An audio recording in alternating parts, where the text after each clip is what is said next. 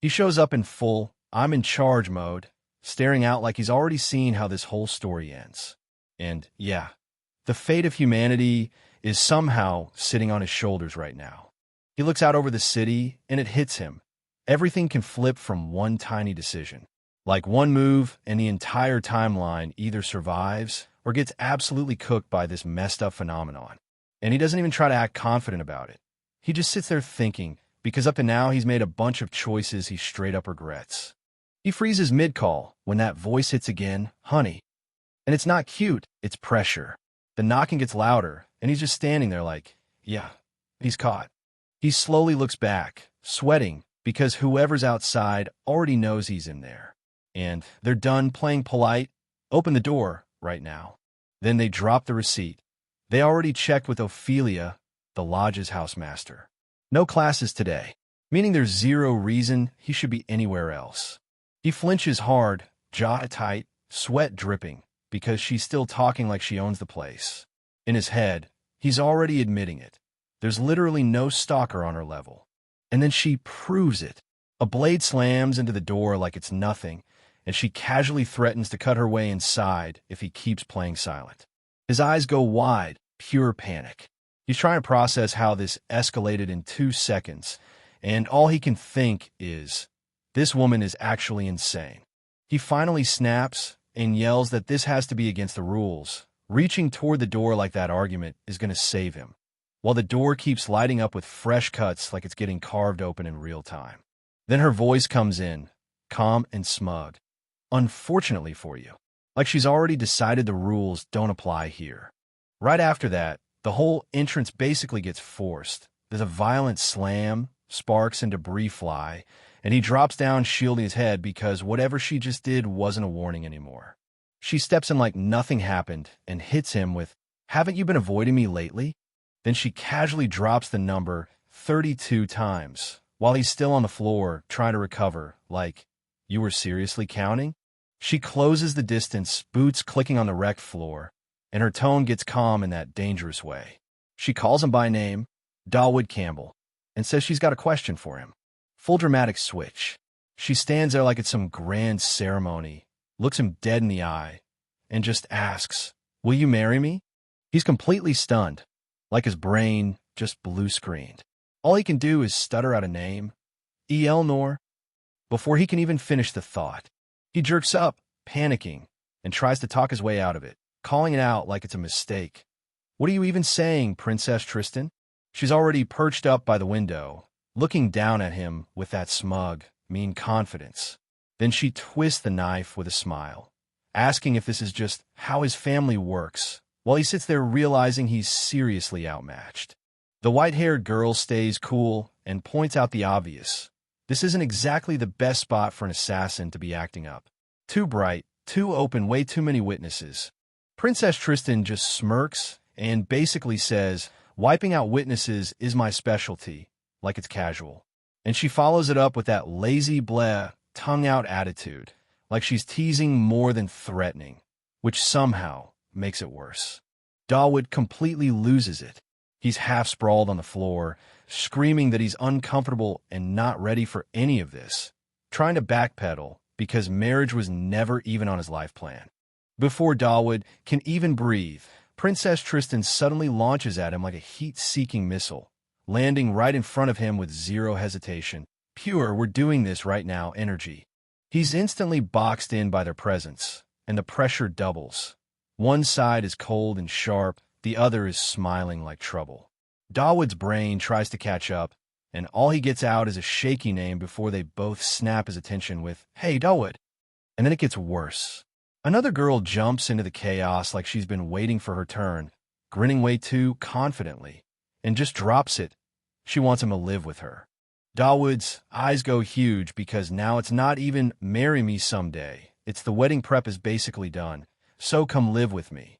He's just staring like he's trapped in a speed run to disaster. And right when it feels like he's about to get steamrolled, someone crashes into the scene from above, fast, rough, and clearly not here to play nice. The vibe is straight up, you know. She lands with this cold, controlled stare and immediately checks Dawood, calling out how easy he is to get surrounded. Then she drops the line that changes everything. She's his fiancée too, and she's not letting this slide. The room temperature basically explodes. This red-haired, horned girl shows up wrapped in flames, sitting there like she owns the apocalypse, and tells Dawood to shut his mouth if he's here to talk about jealous women.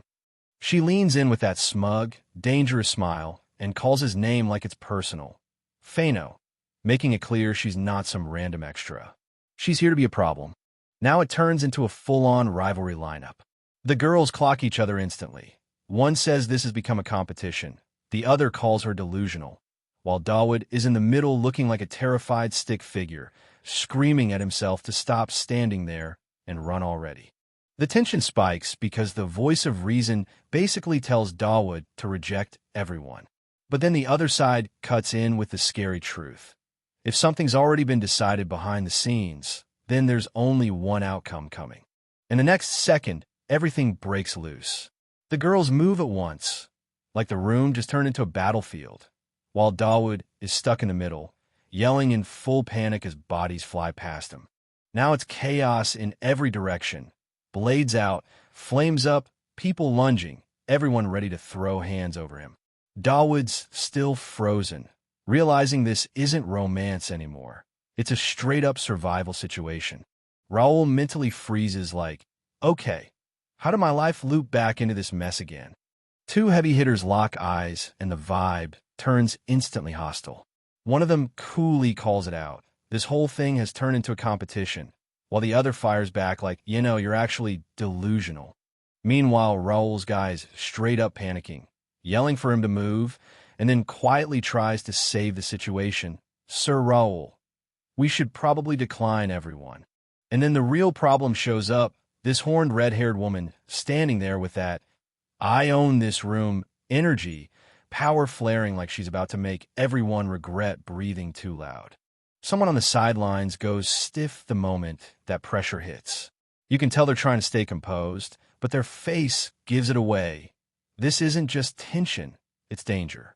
Then this purple-haired woman slides into the moment like she's been waiting for it. She's smiling way too comfortably, talking like it's a fun little event, not a situation that could explode any second. And just like that, the friendly vibe drops. She shifts her stance, hair whipping as she steps in with confidence, basically saying she's not here to watch, she's here to take control. Out of nowhere, this woman steps up and drops the most unhinged line possible. Will you marry me? Then she immediately snaps back like she just remembered the script, playing it off with, that's right. And that's the cue for the story to shift gears. Like, yep, we're officially in this world now. The title hits, the setting locks in, and it feels like the start of a game-like fantasy arc. Cut to the next day.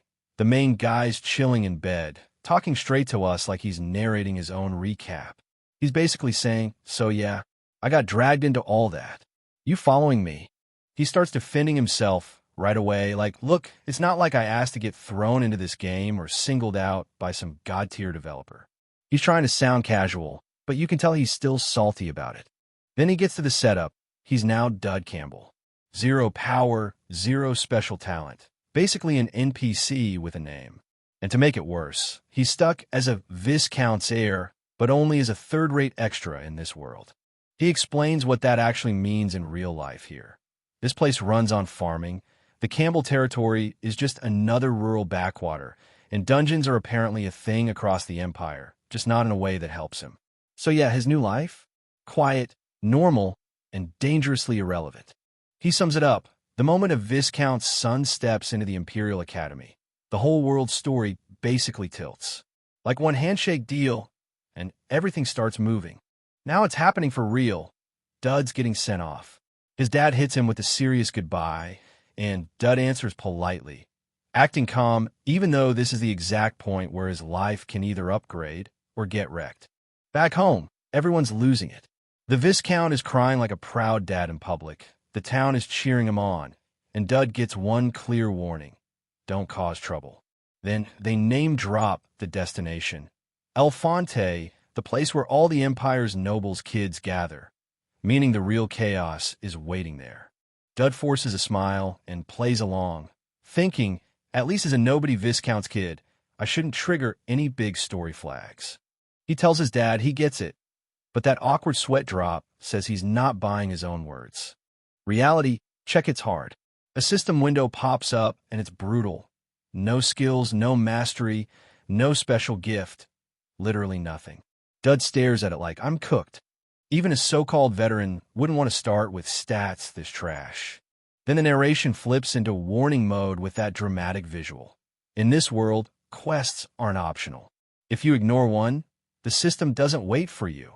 It just moves on, and your chance is gone for good. He lays out the future he remembers. Once El Fonte Academy opens, the whole place turns into a disaster zone, and it all starts because the villains show up and flip everything into chaos. So he makes a hard promise to himself. He's not doing anything that risks his survival. Outside, his dad's still trying to be strong, and Dud keeps it simple. Don't worry, father. Then Dud goes full model student act. Big smile, confident pose, saying he'll do his best and won't draw attention. Then immediately overdoes it by swearing he won't ruin the Viscount's reputation.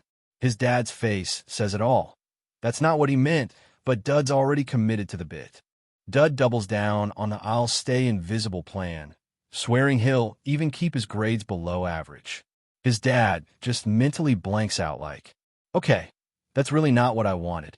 Hard cut to the vibe shift.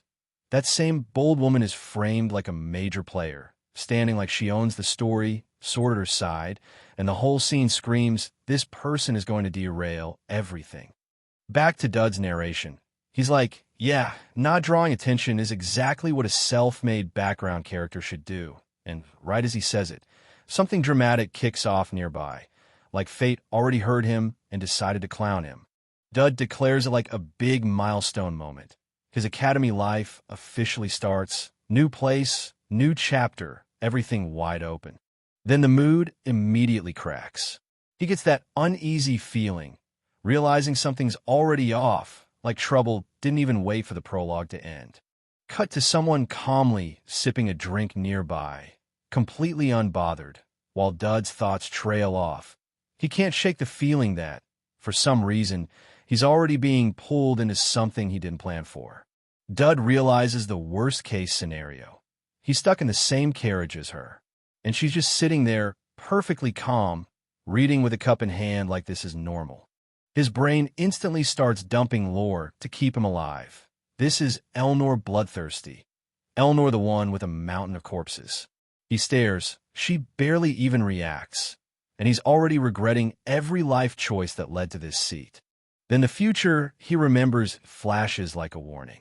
In the original story routes, Elnor keeps fighting until she breaks. And once her sanity finally snaps, that dormant gray demon inside her wakes up and straight up consumes her. That nightmare future keeps going. Elnor loses herself completely and turns into the final boss, the kind only someone at full development could even dream of stopping. Snap back to the present. Elnor casually checks on him, asking if he needs a doctor, sounding almost polite, like she didn't just star in his personal horror montage. Dud immediately panics internally, but answers with a forced smile, saying he's fine. Then he clocks another detail. Tristan Dukedom types really care about appearances, and right now, he does not want to look weak in front of her. Elnor apologizes for worrying him out loud, and Dud's mind starts spiraling. Her sitting in first class is basically a loud announcement that she's from a top-tier noble family. Dud watches her and notices something weird. Everyone who rides in the same carriage with her usually looks terrified, but she's not acting like the monster he remembers. He can't help thinking, she's different from what I remember. He tries to read her face, but she catches his silence. She looks straight at him and presses. Why isn't he replying? And is he distracted by something else? Dud laughs it off and scratches his head, saying it's nothing, then slips up by honestly telling her she's unexpectedly kind. The words are out before his brain can stop them. That instantly sets him off balance. Elnor tilts her head, genuinely curious, asking if he's heard bad rumors about her, or if they've met before. Dud internally screams while trying not to fumble the conversation. Elnor pauses, thinking it over, then casually adds that she's heard he's pretty strict. The tone is calm, but Dud can tell. This conversation just shifted into dangerous territory. Elnor straight up tells him he's a strange person. Dud just awkwardly laughs and admits he's heard that a lot, trying to keep things light while sweating internally. He immediately switches to self-preservation mode, telling himself to shut up and stare out the window before he says something even worse.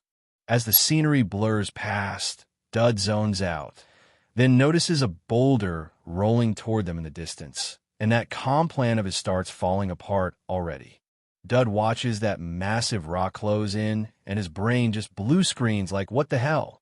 And in the middle of his panic, one thought flashes up: student council president. Like this isn't random, it's a plot event. Before anyone can even process it, someone lunges in, arms shooting out as they shout to get past, moving fast like they've done this before. Then it hits, boom. The carriage gets rocked by a violent explosion. Everything erupts in fire and impact noise, and the quiet academy trip officially turns into a disaster scene. In the chaos, a spell activates midair. Some armor recognition magic kicks in like an emergency system, scanning and auto-forming gear in response to the impact. Elnor gets thrown hard, but she's already moving, bracing and recovering like she's built for battlefield accidents. Dud clocks it again. She's always like this, always ready. Dud's panic hits the ceiling.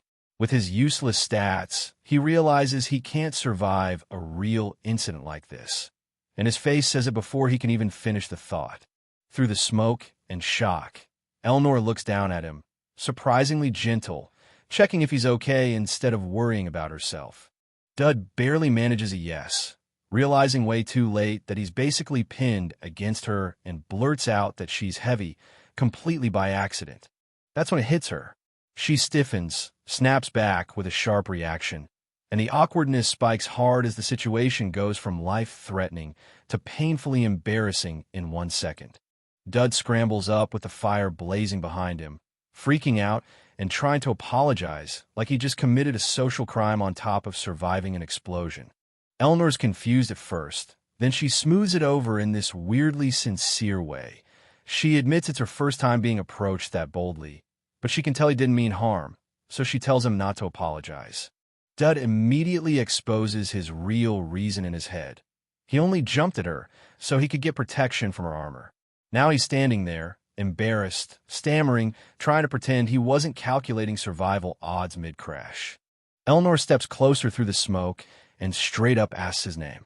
Dud hesitates, like, pardon, because he did not expect her to care. Dud's inner monologue goes into damage control. If he's going to keep running into her, he should answer properly and figure out what she's trying to do with this info. He finally says it, Dud Campbell. And the second it leaves his mouth, it lands heavy. Like repeating it makes it more real, and he realizes he just got noticed by the exact person he wanted to avoid. Elnor gives him a calm, serious look and says she won't forget his name, and that she'll repay him later. That line alone feels way heavier than it should.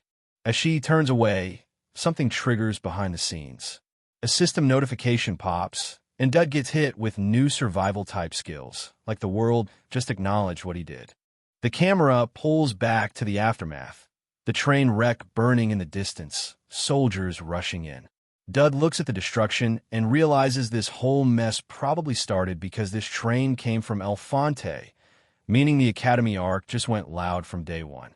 After the chaos settles, the med team jumps in.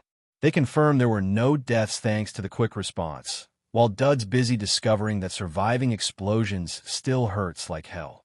Once the checks are done, things move fast. Wheels roll, orders get shouted, and the group that's been cleared is told to head out immediately. No delays. The carriages line up and roll straight into El Fonte Academy. Big gates, serious architecture, and zero chill.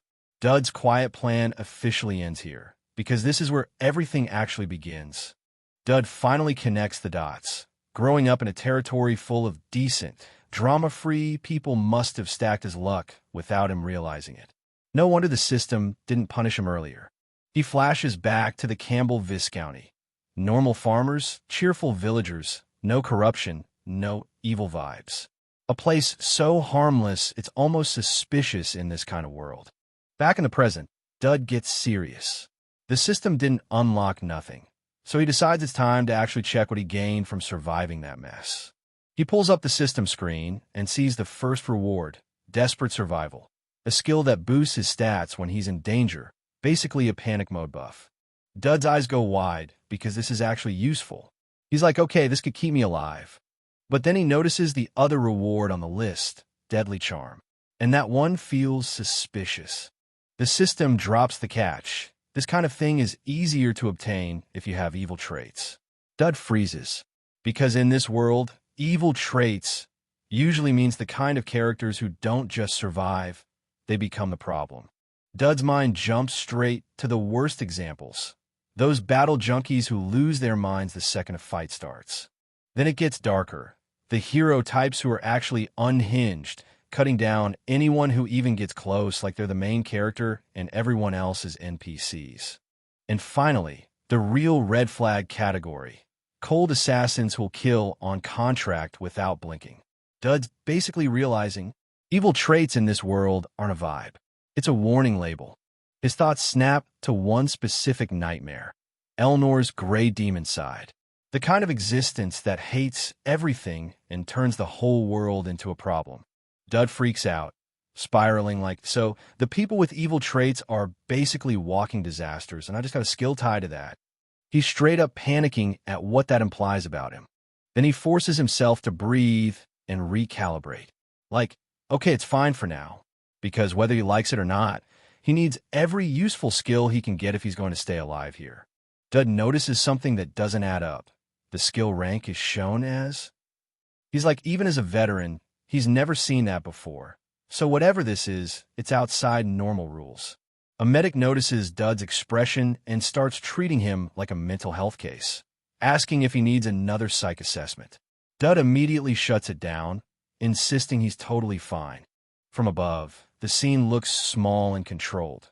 Carriages lined up, people moving out, but the framing makes it feel like someone important is watching the whole thing unfold, like Dud's already on somebody's radar.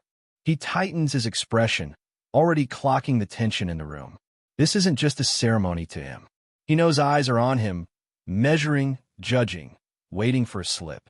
The principal steps forward and addresses the crowd, formally welcoming everyone and praising the new students. The hall quiets down, and the atmosphere shifts from excitement to expectation. This is the start of something serious. The question lands directly on him.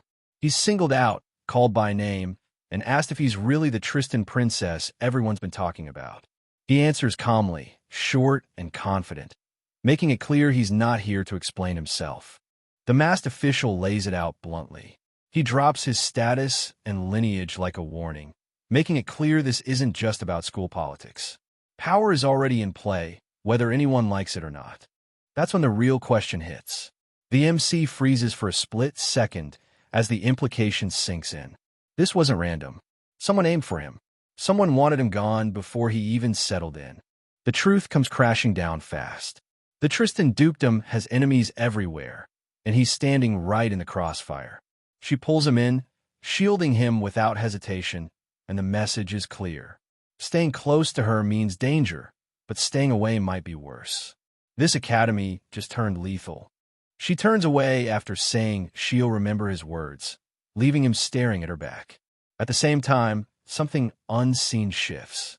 A system-style notice quietly marks this as the first crack in her guard, trust beginning to form whether she realizes it or not.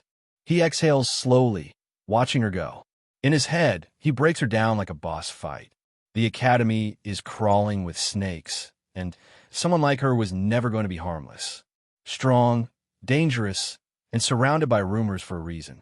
Before he can sink any deeper into thought, reality snaps him back hard. Someone shouts his name across the hall, loud and pissed. He flinches, already knowing trouble just found him again. A group of upperclassmen start clowning him immediately, crowding around like they already own the place. The tone smug, loud, and deliberately provoking. They've decided he's an easy target. Before he can even process it, the rules drop fast. No warm-up, no prep. The entrance ceremony rolls straight into a practical evaluation, and his opponent gets assigned on the spot. This academy wastes zero time throwing people into the fire. He plays it cool on the outside, scratching his head like it's no big deal, but inside he's already locked in. If everyone else already chose their match, then the one left standing is never weak. And judging by that look in his eyes, he knows exactly what kind of fight this is about to be. He hits the ground hard, still trying to figure out what just happened, and then a girl steps into his view like she owns the moment. Casual, confident, and already reaching out like this is nothing. She introduces herself with a bright smile, completely disarming. Elia Crixinax, a name that doesn't sound dangerous at first, but the reputation behind it definitely is. This is the genius everyone whispers about. His brain short-circuits on the spot. He's nodding, stammering, barely holding it together as the realization hits. This isn't just some helpful upperclassman. This is someone who's going to matter a lot later. Someone who'll end up saving everything. She steps in like she already owns the future, smiling calm, way too confident. This is Elia Crixinax, casually offering help like it's nothing, even though her presence alone screams top-tier genius. Cut to him completely panicking inside. He says he's fine, but his face betrays everything. This is the guy everyone will one day call the savior of the world, and right now, he looks like he's about to short-circuit just standing in front of her. And then the scale hits. Elia isn't just important. She's the main character of Savior Rising. Strong, sharp, unstoppable. The moment she reaches out, it's not just help she's offering, it's the start of a future that's about to change both their lives forever. His brain finally catches up to reality, and it hits hard. 1 second of silence, then pure internal screaming. He's realizing the situation isn't awkward anymore. It's straight up dangerous. Before he can even process it, chaos drops from above. Elia moves like gravity doesn't apply to her, landing effortlessly while the world bends around her presence. This isn't coincidence anymore. This feels like fate locking in. And just when things couldn't get worse, reinforcements show up. Big names, powerful figures, all arriving at once. The moment gets crowded, tense, and heavy. Whatever was supposed to happen quietly just turned into a turning point he can't escape from. Someone across the room narrows their eyes, trying to read Elia like a problem they can't solve. You can tell they're already suspicious, like, why is she so calm? And what is she planning? The room starts murmuring. People are annoyed, clock-watching, acting like the world revolves around schedules and titles. They're questioning why the hero isn't here yet, and the impatience is building fast. Then the doorside light gets swallowed by a new presence. A white-haired woman walks in, covered in fresh blood, carrying weapons like it's normal. No panic, no explanation, just heavy footsteps and pure menace. The whole room freezes because whoever she is, she didn't come here to talk. Elia doesn't stay seated. She stands up immediately, weapon in hand, and calls it out. She's basically like, yeah, I've got questions starting with where the hell have you been? No sugarcoating, just authority. The white-haired woman answers without flinching. She looks exhausted, still marked up, and casually says she was taking care of some things, like she didn't just walk in drenched in violence. The room behind her is still stuck in shock. Elia goes quiet for a second, watching her closely. Then she pivots, smooth, controlled, telling everyone to back off because this isn't the time to interrogate. But you can feel it. She's not letting this slide. She's just postponing the pressure. Nights calm outside, but inside the vibe is straight business. Elia checks the only thing that matters first. Anyone dead? And when she hears it's just injuries, she doesn't relax. She just recalibrates. Then the real story drops. Elia lays it out. This wasn't an accident. Someone tried to assassinate her by staging a bolder incident at the academy. And she's saying it like a report, not a rant, because she already handled it, and she's not asking for sympathy. The white-haired woman looks irritated, like this kind of mess is beneath her. Elia turns her head, thinking deeper, because an assassination attempt that's sloppy doesn't feel random. She's connecting dots in real time, trying to figure out who's bold enough to move against her and why now. The white-haired woman finally gives a read. This wasn't some random hit. First, the academy rules suddenly change. Then the entrance duel lineup shifts. Too many coincidences stacked perfectly. Elia realizes someone's been rewriting the situation around her on purpose.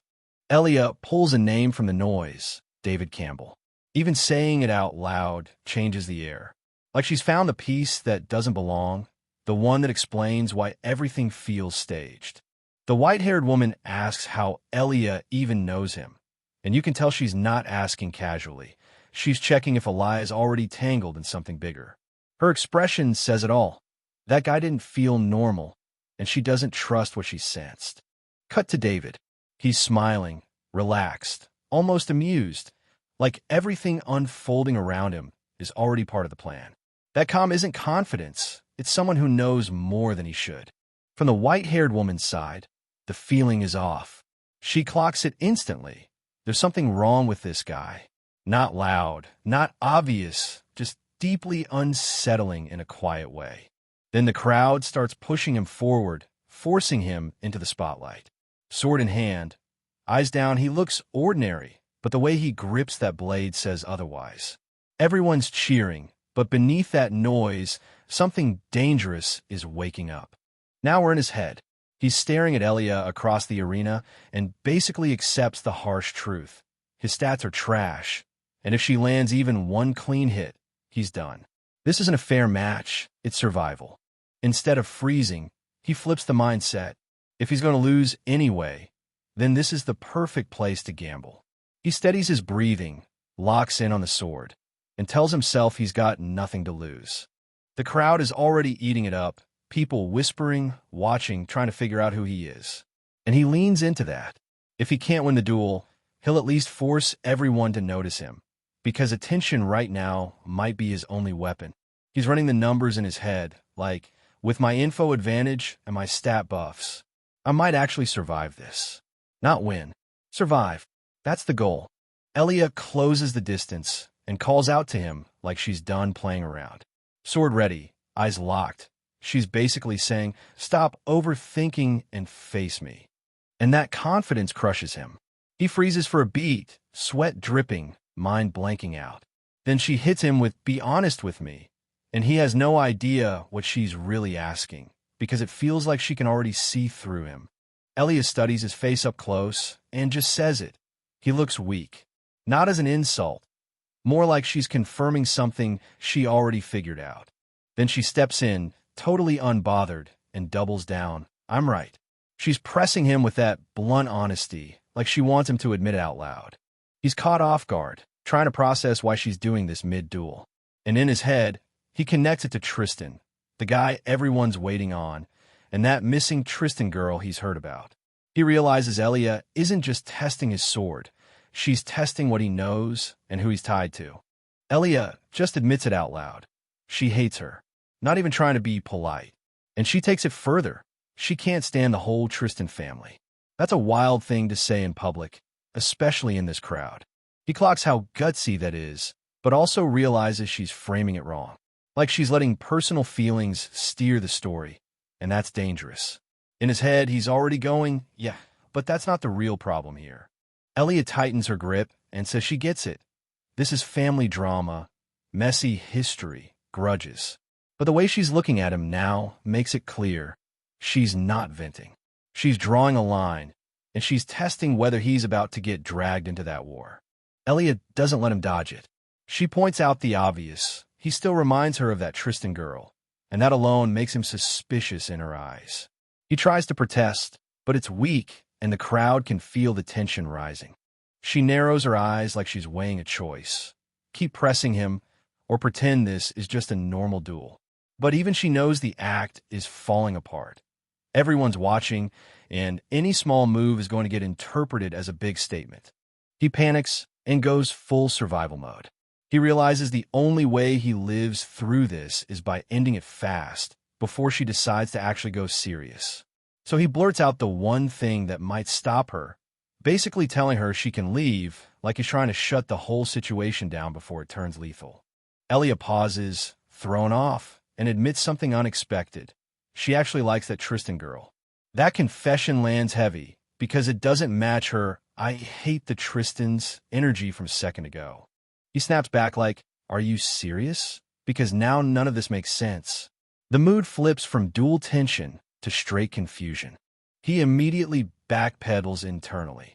He knows he can't tell her the truth.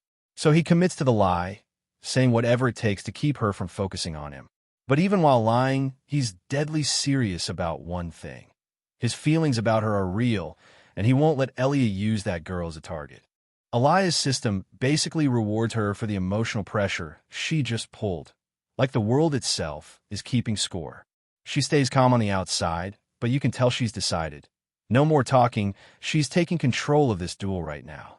She explodes forward in an instant, swinging down hard with zero hesitation. It's not a test anymore. This is Elia reminding everyone why she's the main character. The hit lands like a truck. He gets launched back, coughing up blood, and the crowd finally understands the gap between them. One move, and he's already paying the price for trying to bluff his way through. He barely keeps it together, and somehow dodges. Even he looks shocked it worked, like his body moved on instinct before his brain could panic. Elia's eyes widen for half a second. Then she smiles like she just found something interesting. She calls him out, so he's not completely helpless after all. And that's all she needed. She closes in fast, turning the pressure up immediately. Not playing, not pacing, she decides to hit harder and force the real him to show up, right here in front of everyone. He hits that moment where fear turns feral. His face twists up because he knows it. If he doesn't do something right now, he's getting erased in front of everyone. And then his last resort skill kicks in. Desperate survival activates at an insane rank, like his body and system both agree. This is a life or death trigger, no holding back. He bursts forward and lands a clean hit, fast enough to catch even Elia off guard. For the first time in this duel, the crowd sees it. He's not just stalling, he can actually fight. Electricity crawls over his arm and into his eyes, like something inside him just woke up. Even Elia's expression shifts because she recognizes that feeling. This isn't normal talent. It's the kind of power that shouldn't exist in a weak nobody. He releases it, and the arena gets swallowed by a blue shockwave. People instantly clock what it means. This isn't some mid-tier skill. This is top level, the kind of rank that puts you in a different category entirely. The blast rips outward into the crowd's direction, forcing everyone to flinch and brace. The whole audience goes from cheering to panicking in 1 second because they just realize this duel isn't contained anymore, and this random guy might be the real threat in the room. The shockwave catches Elia mid-motion and flips the whole fight. She gets blasted hard, electricity tearing around her as she's thrown off balance.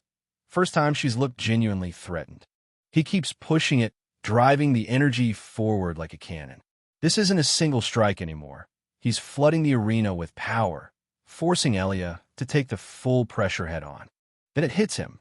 He snaps out of the tunnel vision and realizes what he just did. His face drops into pure panic because that wasn't survive the duel power. That was I might have just killed the main character power. The crowd loses it. Faces twisted in shock, mouths wide open. Nobody expected the fight to spiral this far, this fast. What was supposed to be a showcase just turned into a nightmare scenario. The narration snaps into perspective. First day at the academy, and everything's already off the rails. The white-haired woman watches closely, eyes sharp, while others start realizing this wasn't an accident. It was inevitable. Then the system seals it. Elia is forcibly restrained, power suppressed, labeled, and contained. The world's main character is taken down, and the message is clear. This story just changed leads, whether anyone's ready for it or not. After everything blows up, the scene zooms out to the academy itself, like the whole place is pretending it's still classy and controlled. But the question hanging in the air is brutal. Was this guy always like this, or did he just cheat the system? People start whispering theories. Maybe he's a fraud. Maybe his change happened overnight. Because what everyone saw in that duel doesn't match the version of him they thought they knew. Then someone with authority cuts in and says what everyone's thinking. Anyone with real insight should already understand. Before that duel, he showed zero signs.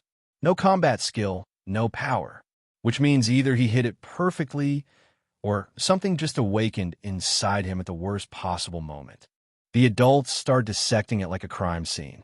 One of them says the strike was real, and instantly the room sharpens, because if that power was legit, then this isn't a prank or a fluke.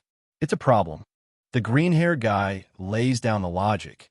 Nobody at the academy should be able to stand after taking Elias' hit, let alone fire back like that.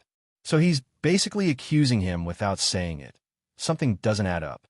Then they point to Elia as the reference point. Her stat sheet makes the gap obvious. Her power is absurd. Her growth rate is basically broken, which makes his sudden highest rank burst look even more suspicious, like it came from an illegal shortcut rather than training. The room goes quiet, and then someone finally says it out loud. The only explanation left. This wasn't luck, and it wasn't cheating.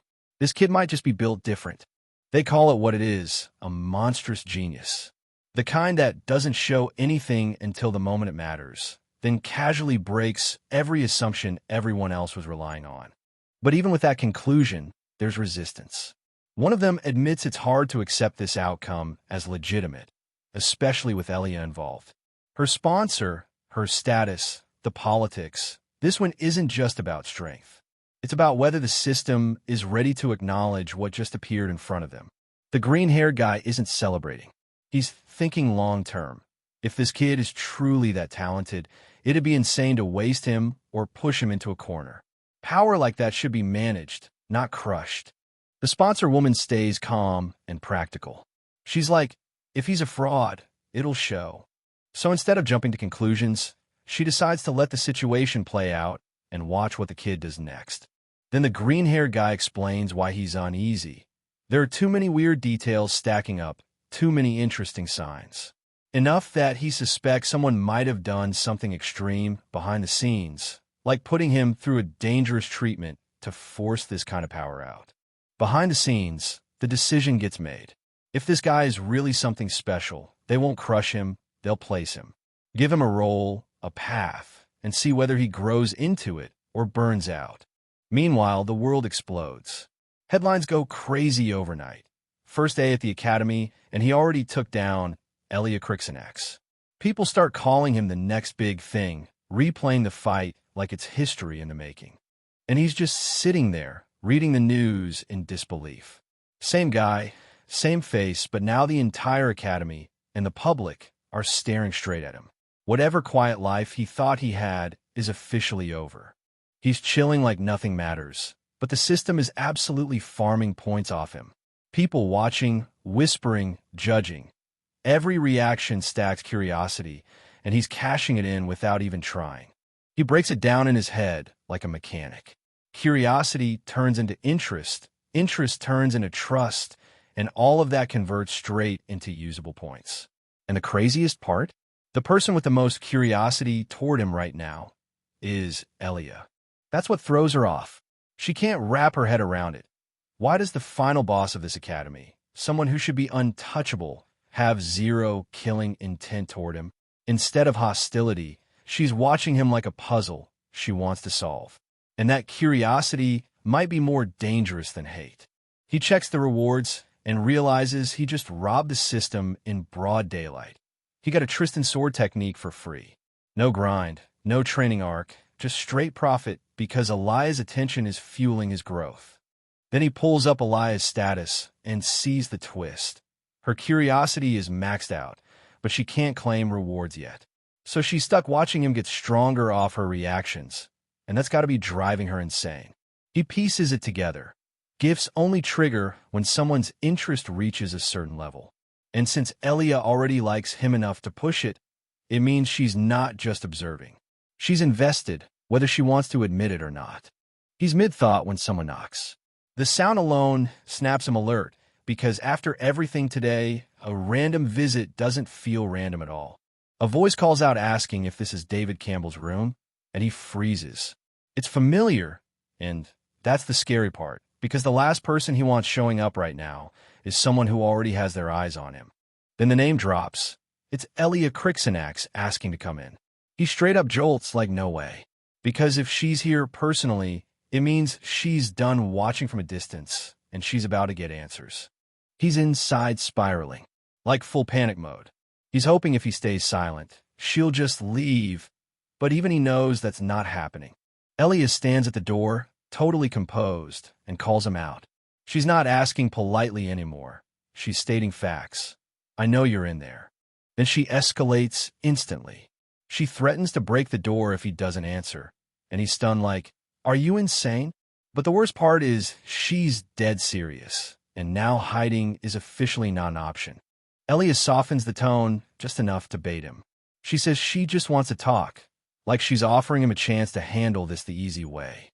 Inside, he's sweating. He knows the easy way, with Elia, usually means you cooperate now, or you regret it later. Outside, Elia switches into that polite but dangerous mode.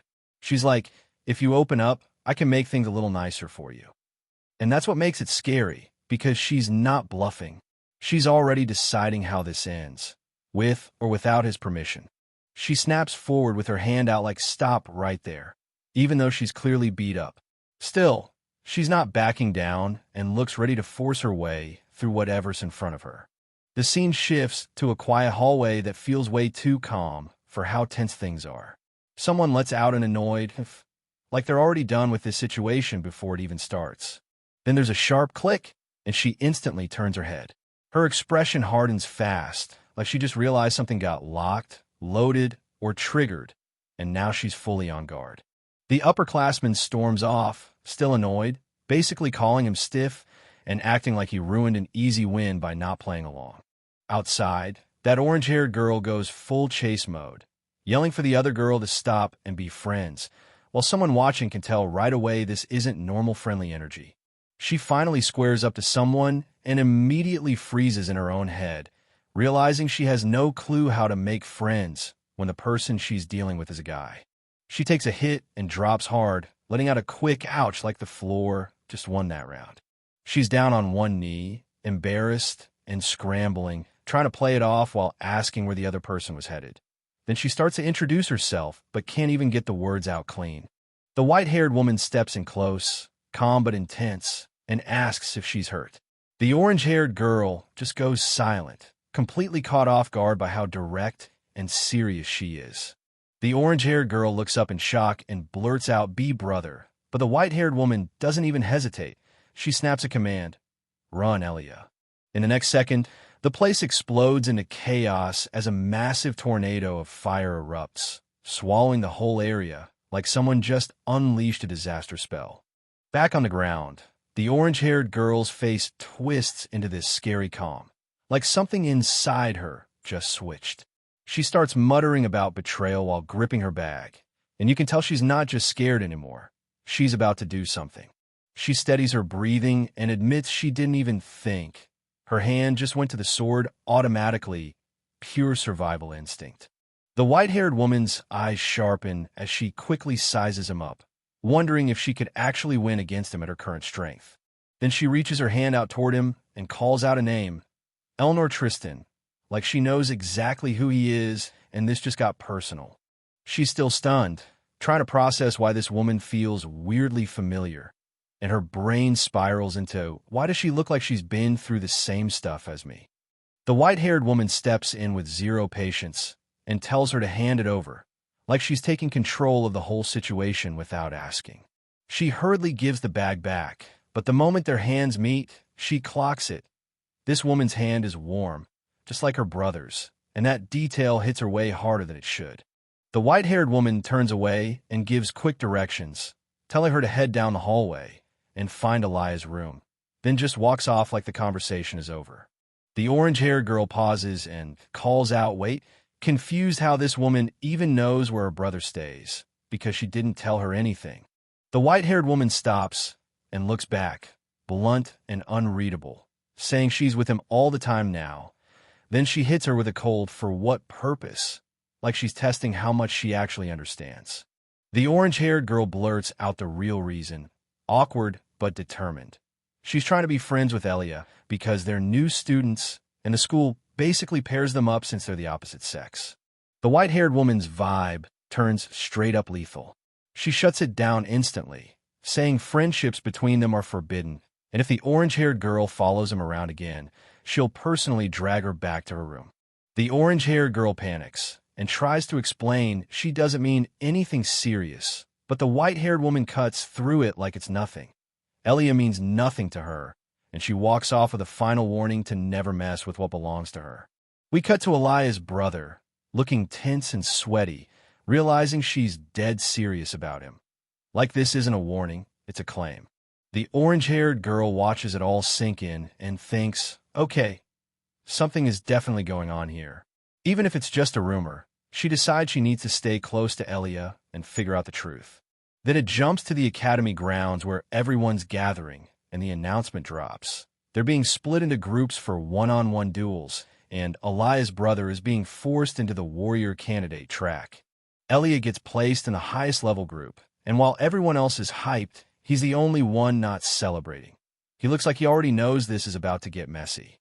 Then the orange-haired girl pops up, acting way too friendly and way too close, and Elia clocks her as the real problem he has to deal with right now. Some other guy laughs it up and says he tried to get rid of her yesterday, but she's still hanging around like she's basically glued to Elia at this point. Elia thinks back to last night. Someone left him snacks and a note wishing him luck on the exam, and it hits him that he might actually be getting stalked. His friend tries to snap him out of it, saying the group split is already decided, so stop spiraling and just focus on the exam because this is all part of what's supposed to happen. Then that white-haired woman shows up, casually dropping that she's also taking the exam and that she's the one in charge of it. And Elia immediately realizes this is way too targeted to be random. Elia connects the dots fast. This exam was supposed to be routine, but if she's the one running it, then whatever happens today is definitely not going to be normal. The leadership group is already suspicious too. They can't figure out how someone like Elia ended up a warrior candidate, so they decide to keep the student president close during the exam just in case something goes sideways. The white-haired woman takes command and starts moving everyone, saying they'll begin in the exam area and she'll handle the questions from there, like she's setting the board exactly how she wants it. One of the guys looks around impressed, but another immediately shuts him down, telling him to stay quiet and just follow instructions. The whole group marches into this dark, cathedral-like exam space, and the vibe is intense. Then the lights suddenly cut out, making everyone realize the test just leveled up.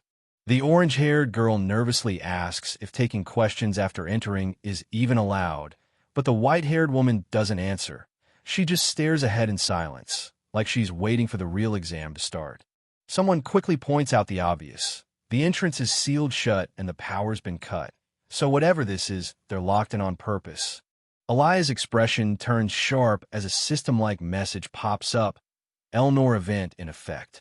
He immediately realizes this isn't an exam at all. It's a setup. The others start trying to stay calm and tell everyone to move carefully, but the mood shifts from test anxiety to we might actually die in here, and they start reassessing who or what they're really dealing with.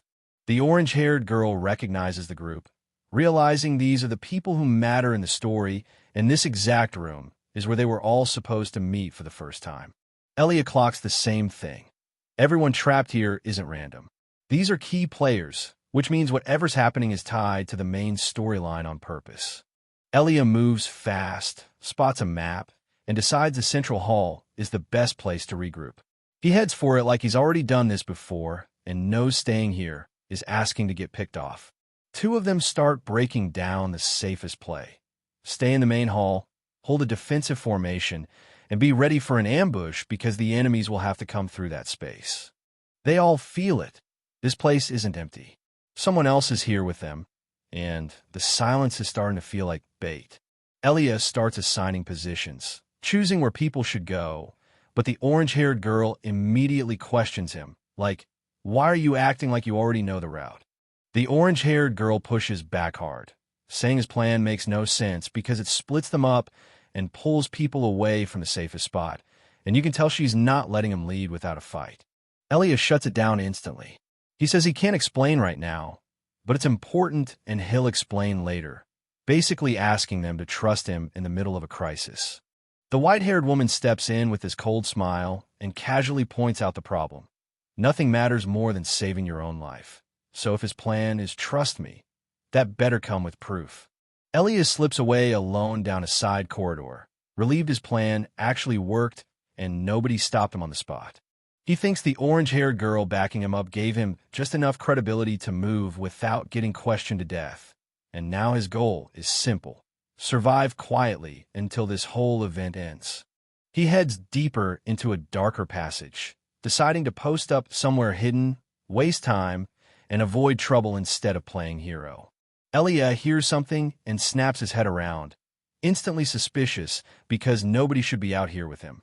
A guy steps out of the shadows acting friendly, saying he's here to fix the power, and asks Elia to guide him. Way too convenient, way too calm. Elia's instincts scream danger as a warning pops off, and the dude's mask drops into this creepy, predatory vibe, like he's been hunting in the dark, and Elia just walked into his range.